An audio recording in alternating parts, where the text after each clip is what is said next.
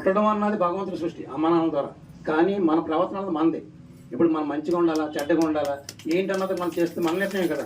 Suppose మన రూపురేఖలు ఎత్తుగా ఉన్నాడా ఎర్రగా ఉన్నాడా అన్నది కూడా మన తల్లిదండ్రుల నుంచి వచ్చింది, భగవంతుడు ఇచ్చిన అవకాశం. కానీ మంచిగా ఉండడం అన్నది ఏంటంటే మనకు మనమే చేసుకోవాలి. అంతే తప్ప భగవంతుడు ఇలా ఉండాలరా చెడ్డగా ఉండాలని చెప్పడు కదా. ప్రతి ఏ మతం అయినా సరే వాళ్ళు ఏం చేస్తారంటే పక్కోడు సాయం చేయమంటారు, లేదా మంచిగా ఉండమంటారు.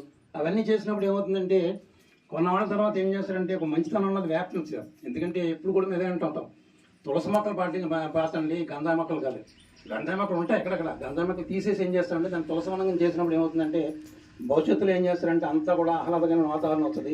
అలా కూడా మేము ఎప్పుడు చెప్పినా సరే చాలాసార్లు అంటే మా మెంబర్స్ అడుగుతుంటాను. ఒకసారి మీటింగ్ పెట్టినప్పుడు మీరు పత్రం ఏం చేస్తుంటారంటే మేము దాబాకి వెళ్తామండి లేదా హోటల్కి వెళ్తామండి, ఎంత ఖర్చు పెడతారంటే ఒక 2-3 వేలు ఖర్చు పెడతామంటాం.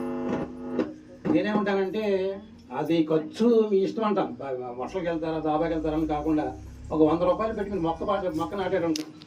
అదేంటి అంటే పెరిగి కొద్ది మీకు ఆనందం వస్తుందన్నమాట. మా అబ్బాయి ఫస్ట్ బర్త్డే పాటాం, లేదా మా అబ్బాయి 10th క్లాస్ పాస్ అయిన మొక్క నాటాను. అలాగే పెళ్లి రోజు వస్తుంది.